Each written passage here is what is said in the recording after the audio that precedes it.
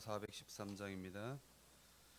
내 평생에 가는 길 순탄하여 늘 전전한 것 같은지 큰 풍파로 무섭고 어렵든지 나의 영혼은 늘 편하다. 내 영혼 평안해. 내 영혼 평안해. 저 마귀는 우리를 삼키려고 입 벌리고 달려와도 주 예수는 우리의 대장되니 내 싸워서 이기리라.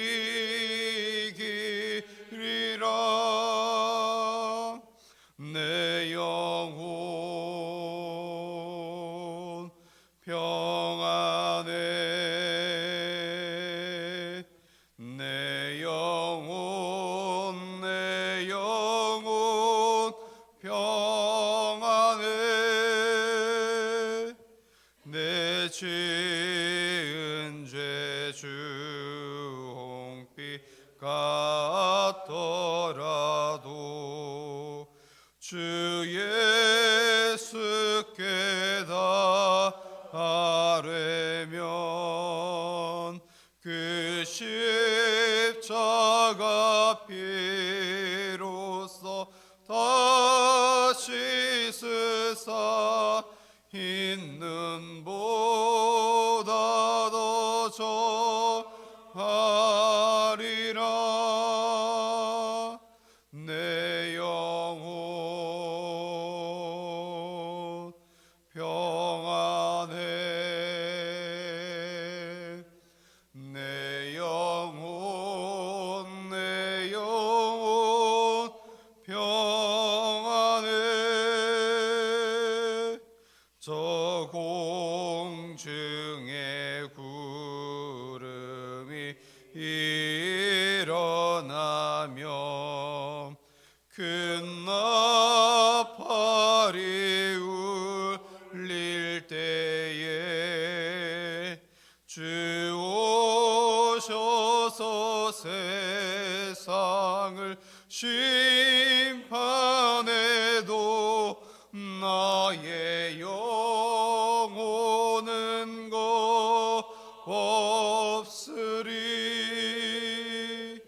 내 영혼 평안해. 내 영혼 평안해. 다 함께 신앙 고백 드리시겠습니다. 나는 전능하신 아버지 하나님 천지의 창조주를 믿습니다. 나는 그의 유일하신 아들 우리 주 예수 그리스도를 믿습니다. 그는 성령으로 잉태되어 동정녀 마리아에게서 나시고 본디오 빌라도에게 고난을 받아 십자가에 못 박혀 죽으시고 장사된 지 사흘 만에 죽은 자 가운데서 다시 살아나셨으며 하늘에 오르시어 전능하신 아버지 하나님 우편에 앉아 계시다가 거기로부터 살아있는 자와 죽은 자를 심판하러 오십니다. 나는 성령을 믿으며 거룩한 공교회와 성도의 교제와 섰는 것과 몸의 부활과 영생을 믿습니다. 아멘. 함께 보실 말씀 구약 성경 욥기 3장 1절에서 26절입니다. 구약 성경 욥기 3장 1절에서 26절입니다. 제가 가진 성경 구약 763면에 있습니다. 욥기 3장 1절에서 26절입니다. 한 절 한 절 교독해서 읽도록 하겠습니다. 그 후에 욥이 입을 열어 자기의 생일을 저주하니라. 내가 난 날이 멸망하였더라면 산의 아이를 베었다 하던 그 밤도 그리하였더라면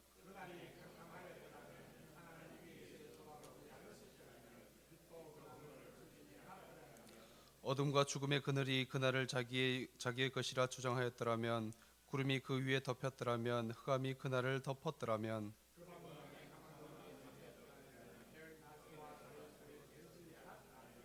그 밤에 자식을 베지 못하였더라면 그 밤에 즐거운 소리가 나지 않았더라면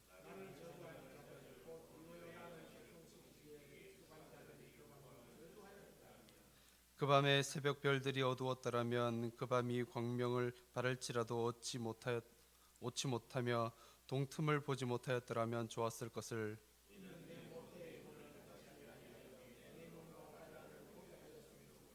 어찌하여 내가 태에서 죽어나오지 아니하였던가. 어찌하여 내 어머니가 해산할 때에 내가 숨지지 아니하였던가.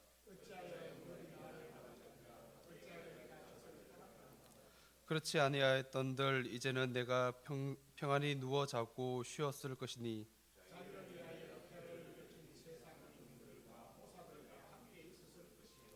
혹시 금을 가지며 은으로 집을 채운 고관들과 함께 있었을 것이며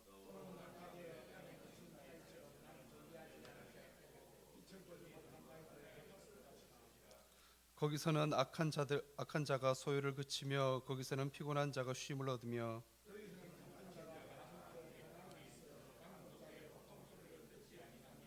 거기서는 작은 자와 큰 자가 함께 있고 종이 상전에게 놓이느니라.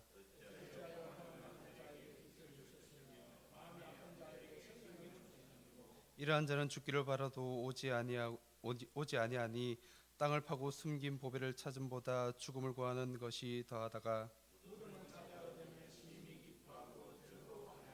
하나님에게 둘러싸여 길이 아득한 사람에게 어찌하여 빛을 주셨는고.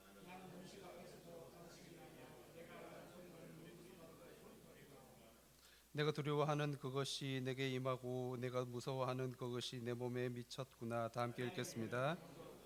하늘도 없고 휴식도 없고 다만 불안 있는구나. 아멘. 자, 오늘 말씀을 가지고 받아들일 수 없는 현실이라는 제목으로 함께 말씀을 생각해 보고자 합니다. 자, 오늘 본문은 욥의 극심한 고통 앞에 세 명의 친구들은 아무 말 없이 7일 동안 함께 보내게 되었다가 욥이 말하기 전 아무런 말과 함께 있다가 욥의 말하는 것을 통해서 이제 긴 논쟁이 시작되는 3장부터 시작이 되고 있는 것입니다. 논쟁의 시작이라고 볼 수가 있습니다. 먼저 1절과 2절에 보면은 욥이 입을 열어서 말을 시작하는 도입부가 나타나기 시작합니다. 욥이 마주한 고통은 감히 짐작하기 힘들고 또한 생명조차 거두어지는 것을 말하는 상태를 보아 우리는 알 수 있는 것은 욥이 당한 고통이 얼마나 컸는지를 우리는 미루어 짐작할 수가 있다라는 것입니다. 견디기 힘들었을 것을 우리는 미루어 짐작할 수가 있습니다. 이어지는 본문을 통해서 구체적으로 욥이 고백을 하고 있습니다. 3절에서 13절에 욥의 고백이 나타나고 있습니다. 욥이 당한 고통에 대한 욥의 이야기가 이제부터 시작되고 있습니다. 본문에 나타나는 욥의 고백을 보면 얼핏 하나님을 향한 원망과 불평이라고 우리는 쉽게 이해를 할 수가 있습니다. 하지만 원망과 불평으로 보기보다 하나님께 대해서 자신의 상황을 토로하는 탄식에 가깝다라고 보는 것이 더 좋을 것 같습니다. 그런 것이 더 좋은 성경적 해석 방법이라는 겁니다. 본문에 나타난 욥의 탄식이 자신의 태어난 날을 저주하는 부분이 나타나고 있습니다. 이 부분은 예레미야 20장에도 거의 비슷하게 나타나고 있습니다. 예레미야의 그 탄식을 우리는 예레미야의 탄식이라고 우리는 기본적으로 알고 있지 않습니까? 그 예레미야의 그 탄식을 보면 하나님께 대한 원망이 아니라 자신의 상황에 대해서 하나님께 토로하고 있다라는 그 부분과 일맥상통하게 오늘 본문이 이어지고 있는 것입니다. 그렇기 때문에 욥의 그 상황, 욥이 하나님께 대해서 자신의 상황을 토로하는 것이지 하나님께 대해 자신의 상황을 원망하거나 불평하고 있다라고 보기는 어려운 것입니다. 그렇게 해서 자신이 이제 당한 그 고통에 대해서 하나님께 탄식을 하고 있는 것입니다. 하나님, 나의 이 고통, 내가 지금 이러한 상황 가운데 있습니다 라고 하나님께 자신의 상황을 알리고 있다라는 것입니다. 욥은 이어서 14절에서 19절에 죽기를 말하는 욥의 이야기가 나타납니다. 욥은 사후세계에 대해서 이야기를 자세하게 말하고 있습니다. 죽음 이후에 의인과 악인, 지혜자와 무지자가 모두 함께 있는 곳으로 사후세계를 이야기하고 있습니다. 임금들과 모사들이라는 표현을 통해서 의인과 지혜자가 함께 이야기되고 있습니다. 욥이 말하고 있는 죽음 이후의 그 세계는 의인과 지혜자들이 함께 있어야 하는 상식적인 상황, 장소와는 조금 별개, 조금 다른 곳으로 사용되고 있습니다. 정반대의 개념이 지금 욥의 입에서 나타나고 있다는 것이죠. 의인은 하나님의 나라에 있어야 됨에도 불구하고 욥의 관점에서는 의인들이 지금 지옥에 들어가 있다라고 이야기를 하고 있기 때문입니다.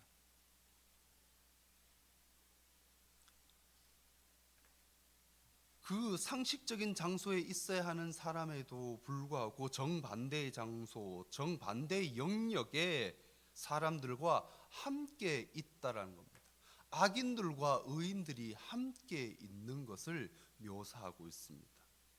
그리고 낙태되어 땅에 묻힌 아이, 빛을 보지 못한 아이, 악한 자, 피곤한 자, 갇힌 자라는 말을 통해서 함께 있는 것을 이야기하고 있습니다. 이것은 죽음에 대해서 부정적으로 이야기하기보다는 욥의 상태에서 지금 상황보다 죽음이 자신의 안식을 가져온다라고 바라보고 있는 것입니다. 이건 욥이 바라보았을 때 인과응보의 결과로서 지옥을 이야기하는 것이 아니었습니다. 이 이야기를 통하여서 욥의 세 친구들과 논쟁의 시작점이 되고 있는 것입니다. 죽음에 있어서 지혜자와 우매자의 구별이 없을 뿐만 아니라 인간과 짐승의 구별도 없다라고 이야기를 하고 있습니다. 전도서를 통해서도 우리는 알 수가 있는 것이죠. 욥의 이러한 고백적 표현을 통해서 친구들의 심기를 건드리게 되고 기나긴 논쟁의 시작점이 바로 이 부분에서부터 시작이 되고 있는 것입니다. 뿌린 대로 거두는 인과응보의 원리가 무너지게 되면은 그때 당시에서 관점에서 생각해 보면 규범적인 지혜와 선악의 구분 자체가 흐트러져 버린다고 생각했었기 때문이었습니다.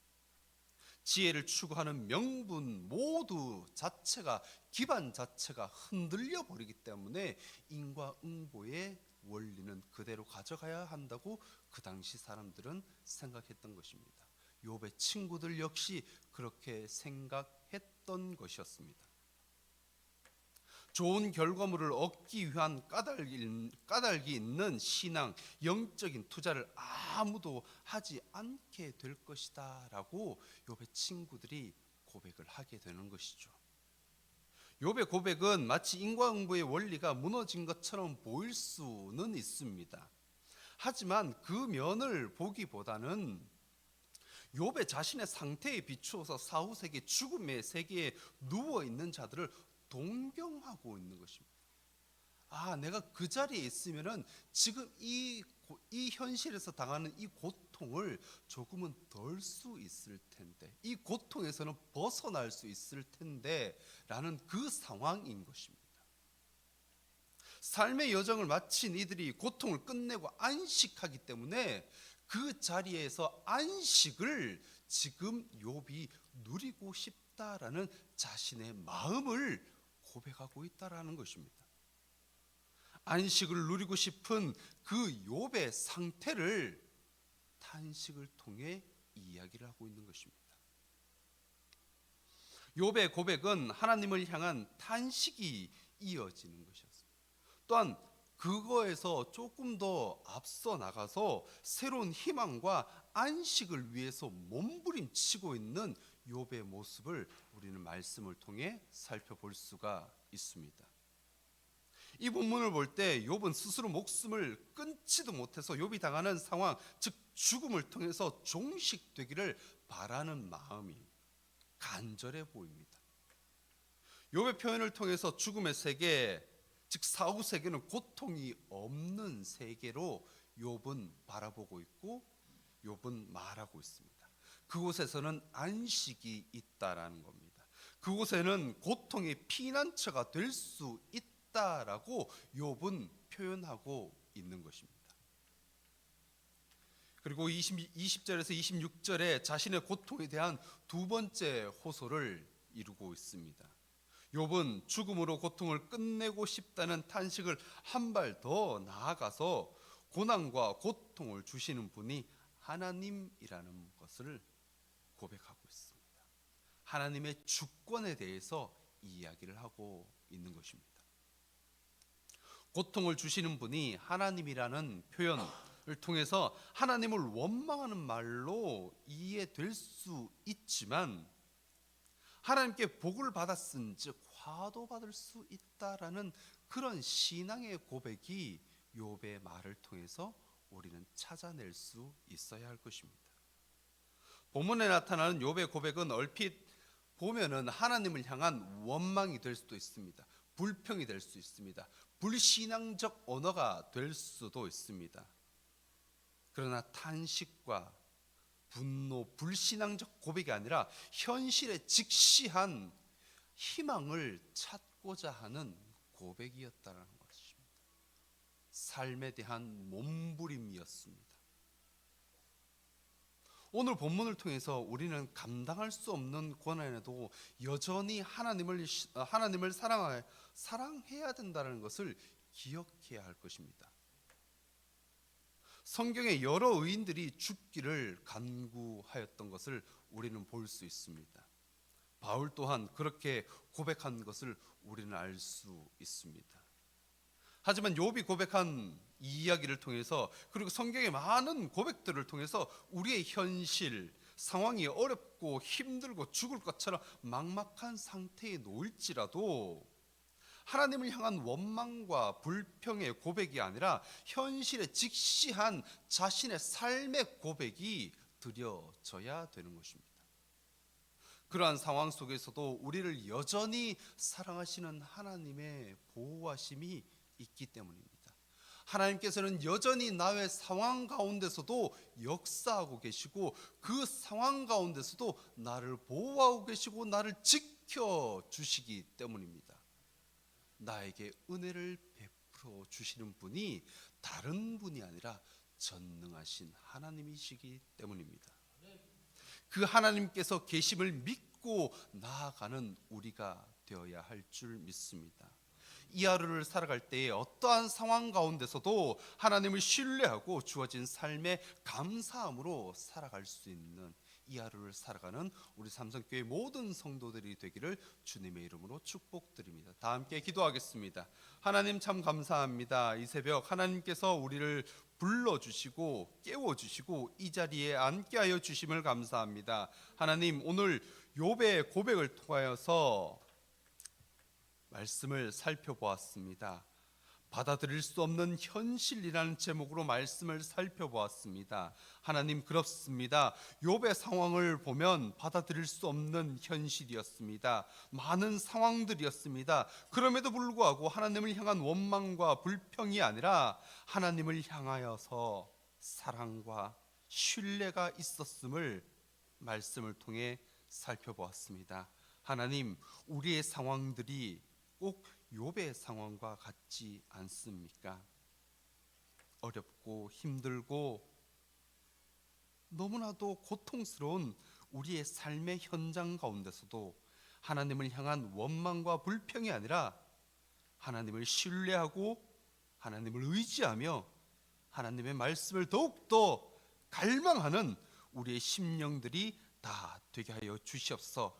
이 하루를 주님께서 지켜주시고 보호하여 주시옵소서. 모든 것 주님께 맡깁니다. 거룩하신 예수님의 이름으로 기도드리옵나이다. 아멘.